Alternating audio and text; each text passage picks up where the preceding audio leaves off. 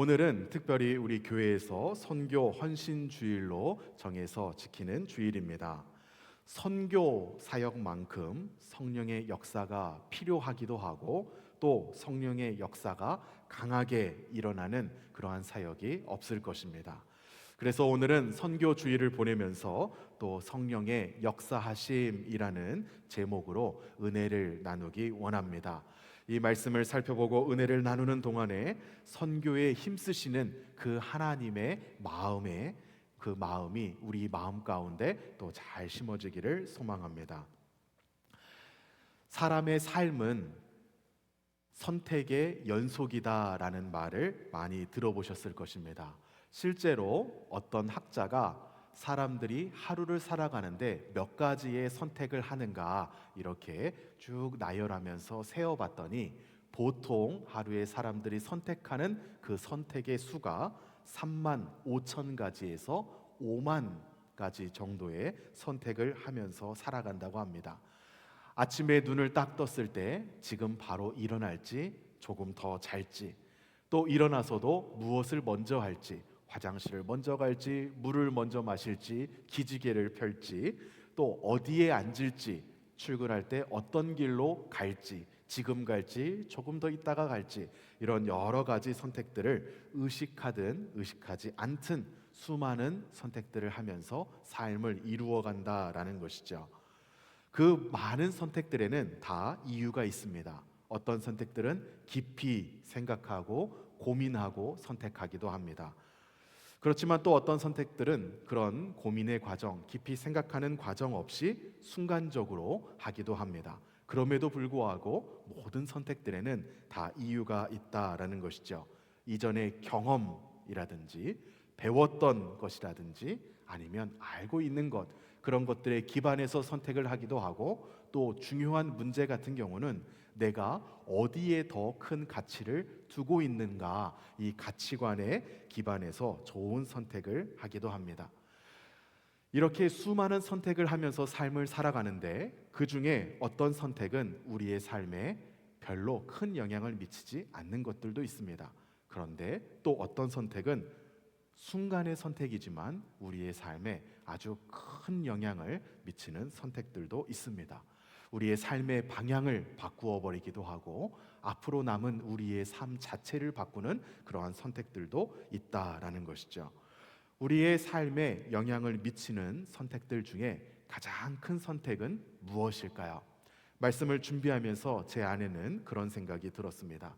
하나님의 말씀이 들려졌을 때, 하나님의 말씀이 내 마음밭 가운데 떨어졌을 때 어떻게 반응할지를 선택하는 것, 그것이 우리의 인생의 가장 중요한 선택이다라는 이런 생각이 들었습니다.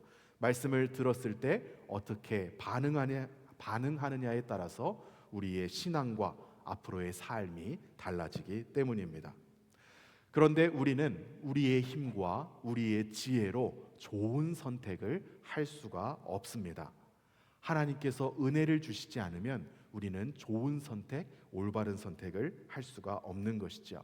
왜냐하면 인간 자체가 하나님으로부터 분리되어서 완전히 타락한 그런 상태에 놓여져 있기 때문입니다. 그래서 사람들은 자기 자신이 무언가를 선택할 수 있는 것처럼 보이지만 영적인 문제에 있어서 인간은 스스로 선택할 수 있는 것이라고는 죄악된 것을 선택할 수밖에 없다라고 하는 것이 바로 인간의 전적 타락이라는 이 표현의 의미입니다. 완전히 타락해버려서 무언가를 선택하더라도 죄를 선택할 수밖에 없다라는 것이죠. 이것이 완전한 타락입니다. 그러면 어떻게 우리는 구원을 받고 어떻게 좋은 선택을 할 수 있을까요? 그 선택의 과정 가운데 하나님께서 은혜를 주셔서, 하나님께서 은혜를 베풀어 주셔서 우리로 하여금 좋은 선택들을 할 수 있도록 이끌어 가신다라는 것입니다. 하나님께서 우리에게 은혜를 주셔서 복음을 듣게 하시고, 하나님께서 우리에게 은혜를 주셔서 복음을 받아들이게 하시고, 은혜를 주셔서 예수님을 나의 구원자로 인정하게 하시고, 은혜를 주셔서 예수님을 나의 인생의 주인으로 모시고 사는 그러한 은혜로운 선택을 할 수 있도록 우리에게 역사해 주시는 것이었습니다. 성령이 임하셔서 성령께서 일으켜 주시는 가장 크고 가장 우선적인 성령의 역사는 바로 이것입니다. 하나님의 말씀이 우리 가운데 들어왔을 때 우리로 하여금 하나님께서 원하시는 그 좋은 선택, 은혜의 선택, 선한 선택을 할 수 있도록 하나님께서 은혜를 베풀어 주시는 것이, 이것이 바로 성령의 가장 큰 역사이자 가장 먼저 우리의 삶에 베풀어 주시는 은혜의 역사라는 것이죠. 오늘 본문을 통해서도 성령의 그러한 역사가 일어났습니다. 오늘 본문을 통해 성령이 일으켜 주시는 그 역사가 어떻게 일어났는지, 어떠한 일들을 만들어냈는지를 함께 살펴보면서 하나님의 은혜를 나누고자 합니다. 성령의 역사를 통해서 어떤 일이 일어났습니까?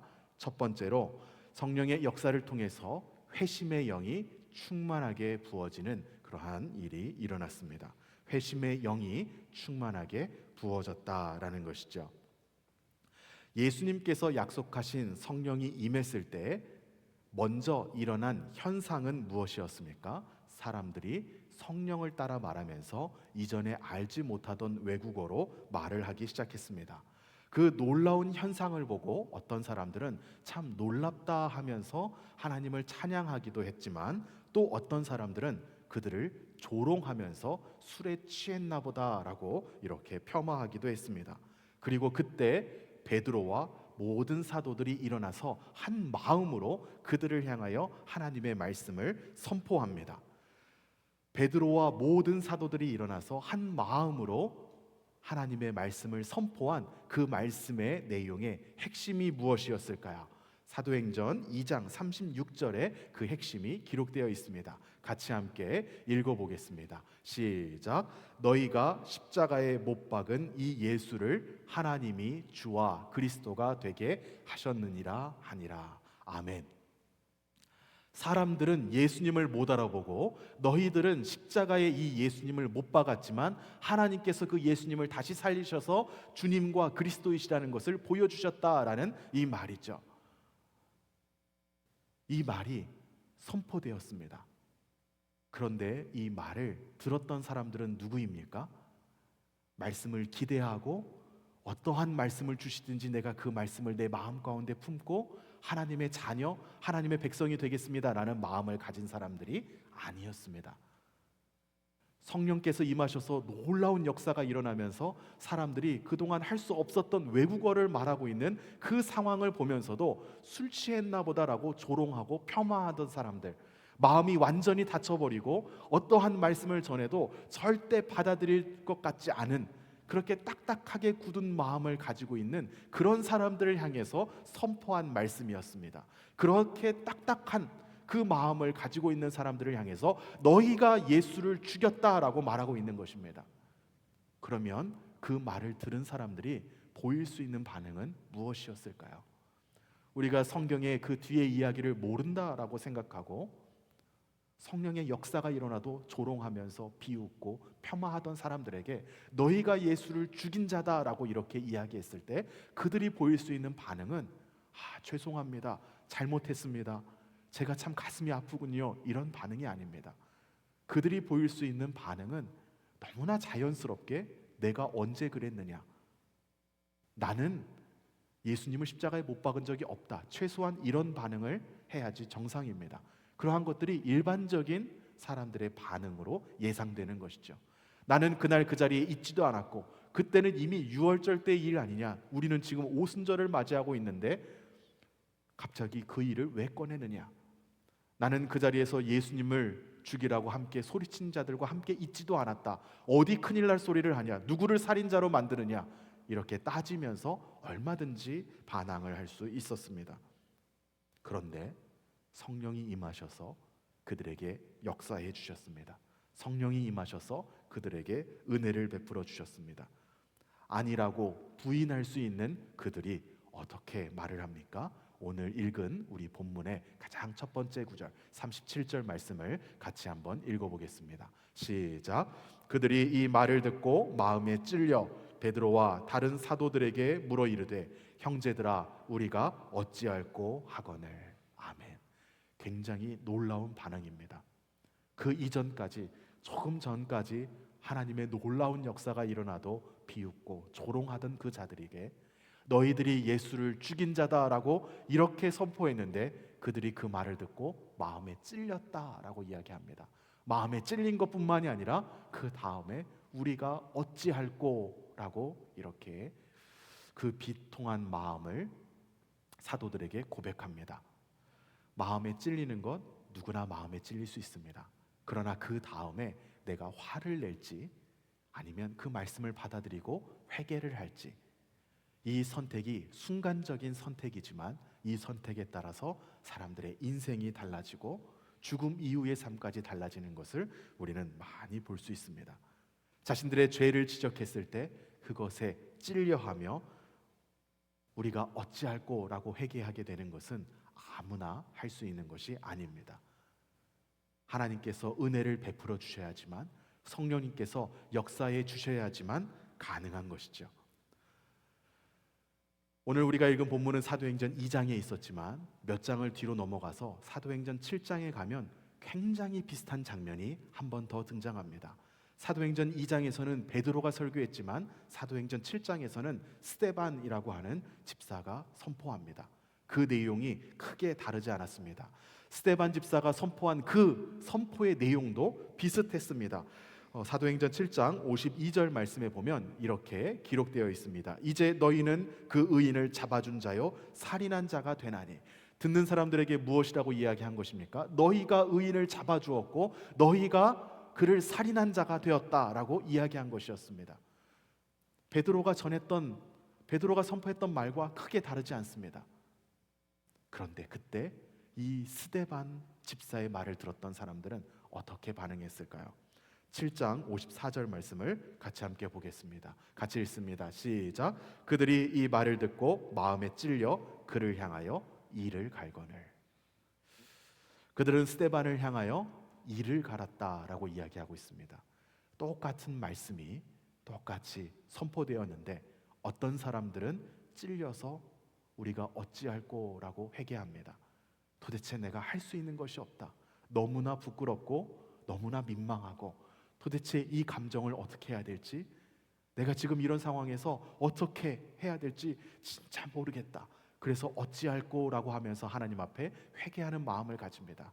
그런데 똑같은 말씀이 선포되었을 때 어떤 사람들은 마음에 찔리기는 했지만 그 찔리는 것을 어떻게 처리합니까? 오히려 분노와 증오로 처리합니다. 스데반을 향하여서 이를 갈았다라고 이야기합니다. 그 다음에 어떻게 됩니까? 이들이 돌을 들고 스데반을 향하여 돌을 던져서 그를 순교하게 하는 일이 일어납니다. 복음을 들었을 때, 하나님의 말씀이 우리 마음 가운데 떨어졌을 때 찔림을 받는 것은 똑같았습니다. 그러나 그 찔림을 받은 이후에 택하는 것은 완전히 달랐습니다. 우리가 어찌할꼬라며 회개하기를 선택할 수도 있었고 더 큰 분노를 키우며 회개를 거부하는 안타까운 선택을 할 수도 있었습니다. 이 작은 선택이 하나님의 백성으로 살며 천국을 누리는 삶을 살게 할지, 아니면 오히려 복음에 대적하며 사람을 죽이는 그러한 삶을 살게 될지를 결정하는 것이죠. 찔림의 감정을 가졌을 때 하나님 앞에 회개할 수 있는 것이 은혜입니다. 우리가 회개할 수 있도록 그 마음을 베풀어 주시는 것이 하나님의 은혜입니다. 우리가 회개하는 그 마음을 가질 수 있는 것은 내가 훌륭한 인품을 가진 사람이기 때문이 아닙니다. 내가 아주 좋은 사람이어서 내 잘못을 스스로 인정하는 그런 깔끔한 성품을 가진 사람이기 때문이 아닙니다. 우리가 회개할 수 있는 것은 무엇 덕분입니까? 하나님의 은혜 덕분입니다. 하나님께서 성령을 우리에게 부어주셔서 우리에게 회심의 영을 충만하게 부어주셔서 이 마음에 찔림이 있고 그 우리의 감정을 분노로 가져가지 않고 하나님 앞에 우리가 어찌할꼬라고 엎드려지며 회개하는 그 마음을 우리에게 부어주시기 때문에 우리가 회개할 수 있는 것이죠. 2000년 전에 이 땅에서 살다가 돌아가신 그 예수님을 죽인 죄인이 바로 나입니다 라고 고백하는 것은 우리가 논리적으로 생각해서 고백할 수 있는 것이 아닙니다. 내가 죄인입니다, 예수님께서 나의 죄를 위하여 돌아가셨습니다 라고 하는 것은 우리가 똑똑하고 우리가 열심히 공부해서 알아서 고백할 수 있는 것이 아닙니다. 그것은 성령께서 우리에게 역사해 주셨을 때 우리가 고백하고 그러한 믿음을 선택할 수 있는 것이죠. 그래서 고린도전서 12장 3절에서 바울은 이렇게 이야기합니다. 우리 같이 함께 읽어보겠습니다. 시작. 그러므로 내가 너희에게 알리노니 하나님의 영으로 말하는 자는 누구든지 예수를 저주할 자라 하지 아니하고 또 성령으로 아니하고는 누구든지 예수를 주시라 할 수 없느니라. 아멘. 성령께서 우리에게 역사해 주셨기 때문에 우리가 우리의 입술을 가지고 예수님이 저주받은 자다라고 이렇게 이야기하지 않을 수 있다라는 것입니다. 성령께서 우리에게 역사해 주셨기 때문에 우리가 예수님은 나의 주님이십니다라고 이렇게 고백할 수 있다라는 것이죠. 내가 잘 이것저것 따져보니까 예수님이 나의 주인이시고 예수님이 나의 구원자라서 믿은 것이 아니라 성령께서 역사해 주셔서 나의 입술을 통해서 고백하게 하셨다라는 것입니다. 이러한 믿음의 고백이 다 있으신 줄로 압니다. 머리로는 이해가 되지 않지만 하나님께서 나의 입술을 통하여 고백하게 해주시는 그 은혜가 얼마나 큽니까? 우리의 삶 가운데서 이러한 성령의 역사를 날마다 누리며 사시는 여러분 되시기를 주님의 이름으로 축복합니다.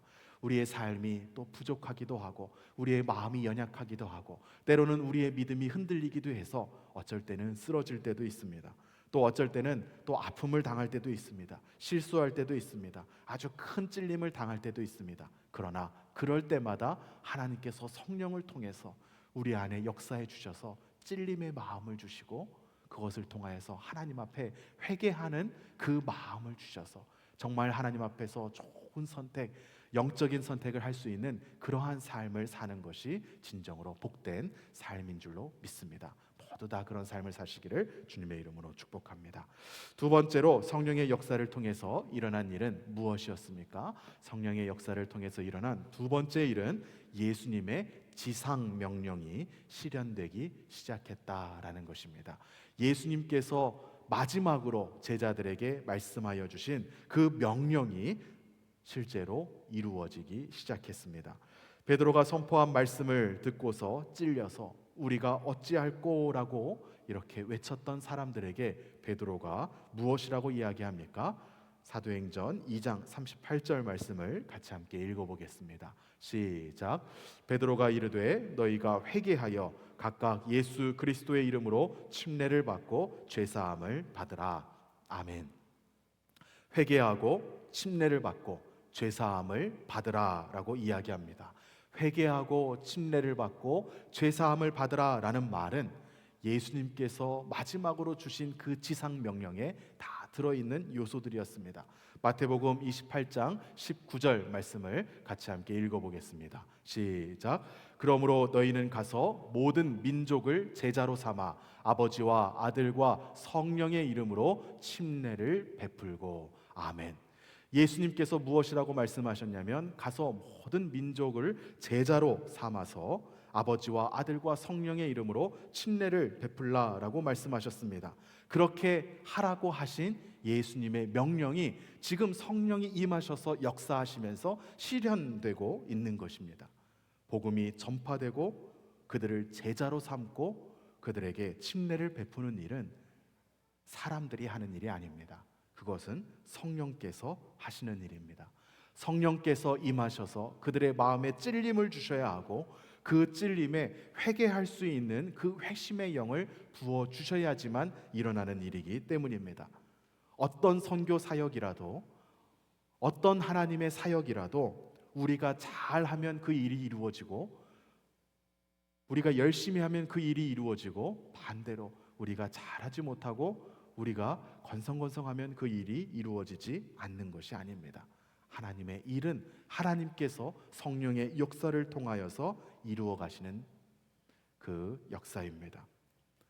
우리는 그저 하나님께서 하나님의 일을 하시는 가운데 우리의 마음을 충성되게 드림으로써 하나님께 잘 쓰임 받을 수 있도록 우리의 마음을 준비하는 것뿐입니다. 이것이 바로 하나님께서 우리를 사용하셔서 성령이 역사하시는 방법인 것이죠.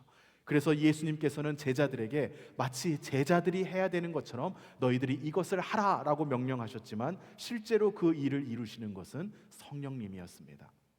오늘날 우리에게도 예수님께서는 복음을 전파하라 라고 말씀하십니다. 예수님 자신이 복음을 전하기 위하여, 전도하기 위하여 이 땅에 오셨다라고 말씀하셨습니다.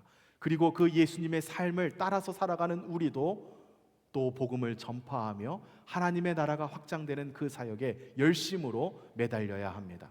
그런데 그 모든 일은 우리가 하는 것이 아니라 우리는 쓰임을 받을 뿐이고 하나님께서 이루어 나가신다라는 것이죠. 오늘은 특별히 우리가 선교 헌신주일로 보내는 날입니다.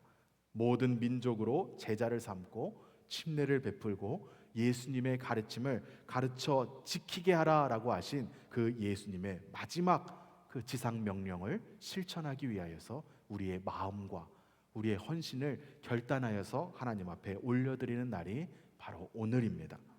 이 헌신과 결단은 내가 선교를 하겠습니다, 내가 하나님의 일을 하겠습니다 라는 이 결단이 아닙니다.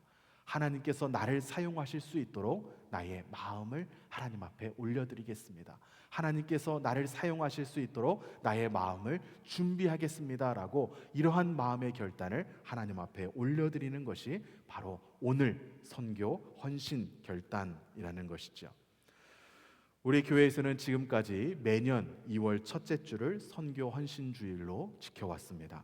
그런데 올해부터는 9월 첫째 주로 옮겨서 10월부터 그 다음 연도 9월까지 이렇게 선교 헌신주일로 지키려고 합니다. 이렇게 하는 이유는 10월부터 그 다음 연도 9월까지 해야 우리 예산 상황에 맞춰서 더 정확하게, 더 효과적으로 선교 사역을 계획하고 후원할 수 있다라는 이런 생각에서 스케줄을 조금 바꾸게 되었습니다. 그런데 작년 선교 헌신주일에 헌신하고 결단하신 분들이 1월 31일까지 헌신하셨습니다. 그 중간에 한 8개월 정도가 비게 되었습니다.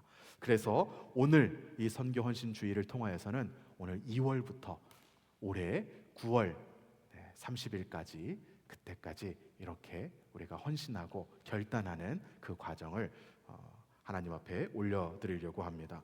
주보에 보시면 선교 헌신 결단서가 삽지로 들어가 있습니다. 이 선교 헌신 결단서는 크게 네 부분으로 나누어져 있습니다.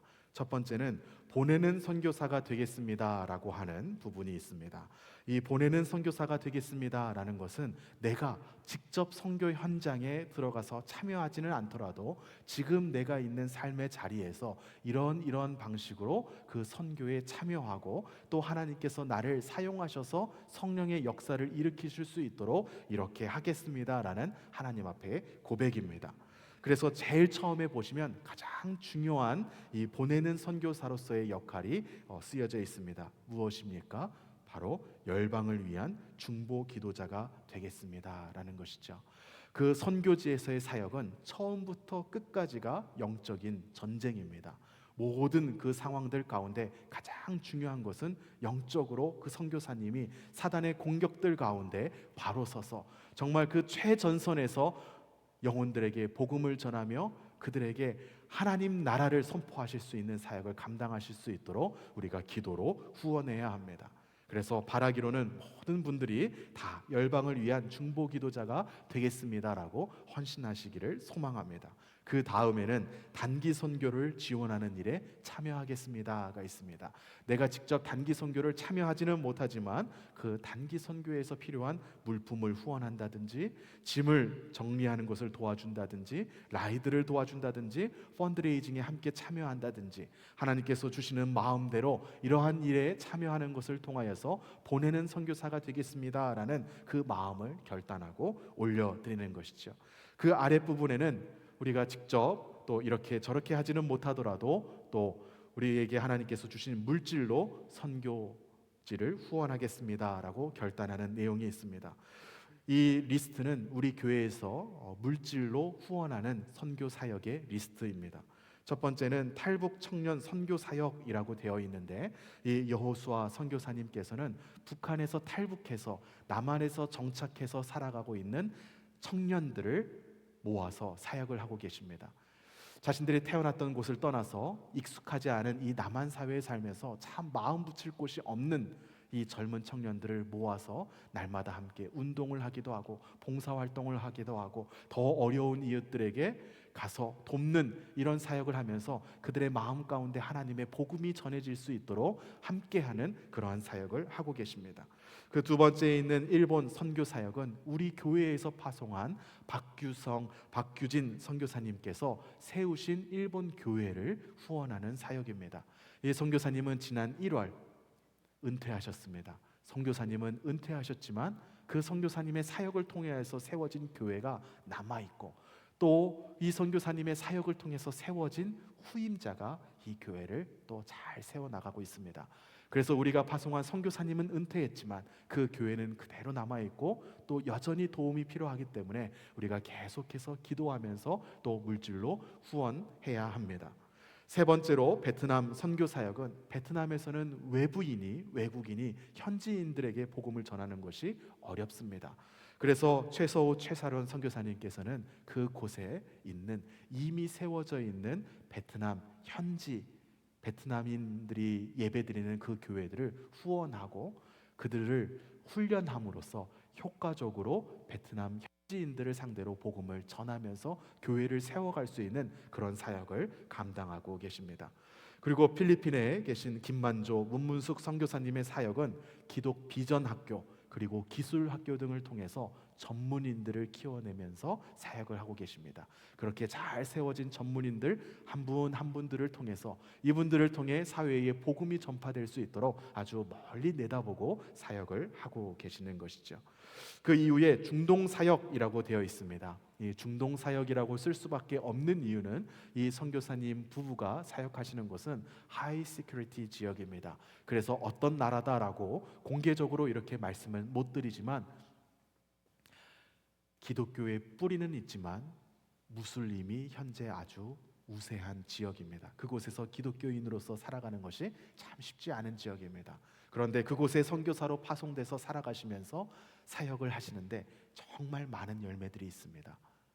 사역을 하면서 많은 사람들에게 침례를 주기도 하고 또 그들을 통하여서 정말 드러내놓고 사역은 할 수 없더라도 여러 모양으로 복음이 전파되는 놀라운 일들이 이 선교사님을 통해서 이루어지고 있습니다. 헝가리 집시 사역은 얼마 전에 우리 교회를 방문하셔서 말씀을 전해주셨던 우리 박안주 선교사님께서 하시는 사역입니다.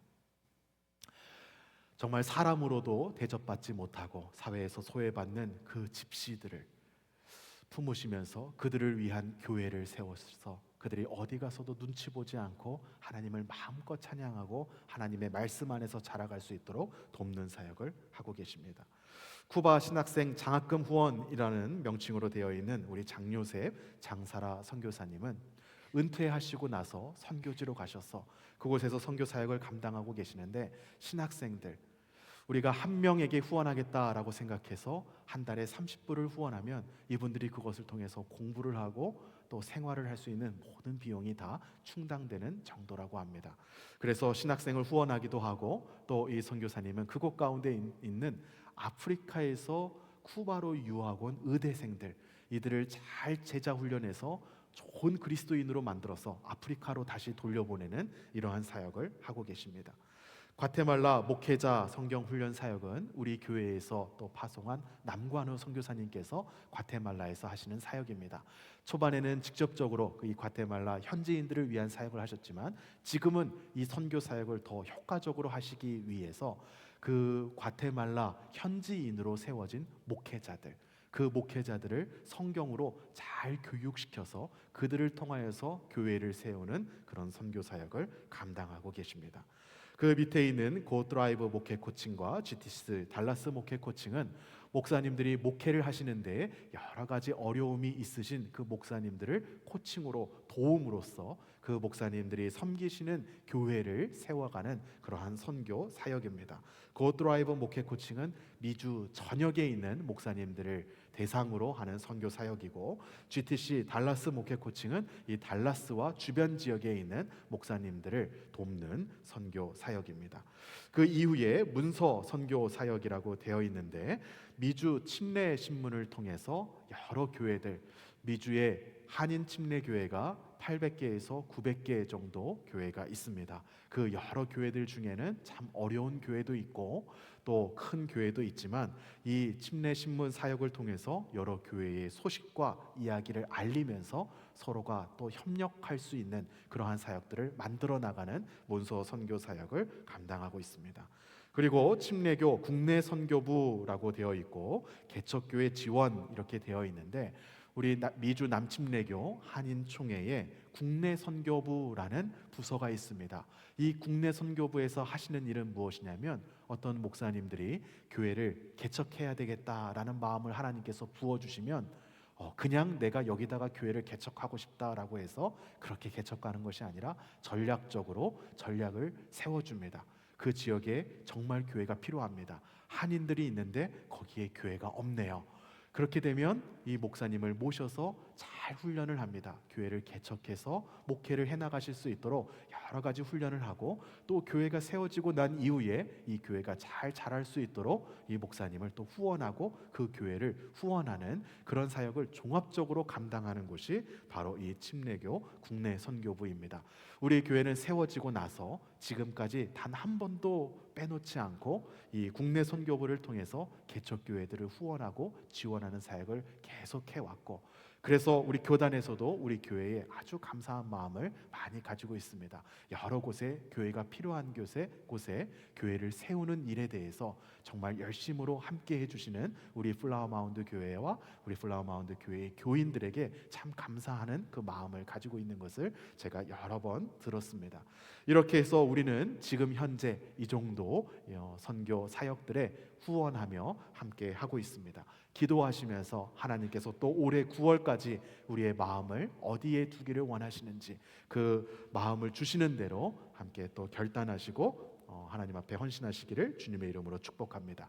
두 번째는 내가 후원하는 것과 상관없이 직접적으로 참여해서 이 선교의 사역 가운데 역사하시는 하나님을 경험할 수 있는 그러한 참여 선교의 내용이 되겠습니다. 지금 현재 장애인 선교 ESI 아카데미는 장애인들에게 교육을 통해서 선교 사역을 하는 곳입니다. 그다음에 미혼모 사역, 그다음에 미랄 사역도 똑같이 장애인 사역인데 EIS 아카데미가 교육을 통해서 장애인들을 섬기는 사역이라면 미랄 사역은 장애인들에게 직접적으로 예배를 드릴 수 있게 하고 하나님의 말씀을 가르침으로써 보다 더 직접적인 사역을 하는 그 사역이 미랄 사역입니다. 그리고 홈리스 사역, 이렇게 네 가지 참여 선교 사역이 있습니다. 뒤로 넘기시면 25년 올 한 해 우리 교회에서 계획하고 있는 단기 선교 두 가지가 있습니다. 나바호 인디언 선교와 월드 체인저스 청소년 선교, 이 선교를 통하여서 직접적으로 이 선교에 참여해서 집중적인 이 기간 동안 하나님의 역사를 체험할 수 있도록 이렇게 헌신하는 그런 마음을 하나님께서 주신다면 이렇게 함께 하시기를 주님의 이름으로 축복합니다. 하나님께서 우리 모두 각자에게 주시는 마음이 있을 것이라고 믿습니다. 그 주시는 감동과 마음에 따라서 귀한 일에 헌신하시기를 주님의 이름으로 축복합니다. 성령의 역사하심대로 우리가 쓰임을 받을 때 예수님의 지상 명령이 성취되고 우리의 삶 가운데에서도 하나님의 나라가 확장되는 놀라운 일이 일어날 것입니다. 사랑하는 우리 플라워 마운드 교회 성도 여러분, 성령이 임하셔서 일으키시는 성령의 역사는 아주 놀라운 신비적인 현상들이 아닙니다. 성령이 임하셔서 일으키시는 역사는 우리 마음 가운데 은혜를 베풀어 주시고 나의 본성, 나의 성격, 내가 원래 가지고 태어났던 내 모습으로는 전혀 선택할 수 없는 좋은 선택, 은혜로운 선택, 하나님께서 기뻐하시는 선택을 할 수 있도록 은혜를 베풀어 주시는 것이죠. 그래서 성령이 임하셨을 때 우리는 마음의 찔림을 받고 회개할 수 있고, 성령이 임하셨을 때 그러한 찔림과 회개를 통하여서 복음이 전파되며 하나님의 나라가 확장되는 일에 우리의 헌신을 결단하며 올려드릴 수 있는 그러한 일들이 일어나는 것입니다. 오늘 선교 헌신 주일을 보내시면서 우리의 삶 가운데, 우리의 마음 가운데 하나님께서 일으켜 주시는 이 놀라운 성령의 역사가 가득하시기를 주님의 이름으로 축복합니다. 우리 이 시간 우리의 마음을 정돈하고 하나님 앞에 올려드리면서 함께 기도하며 나아가기 원합니다.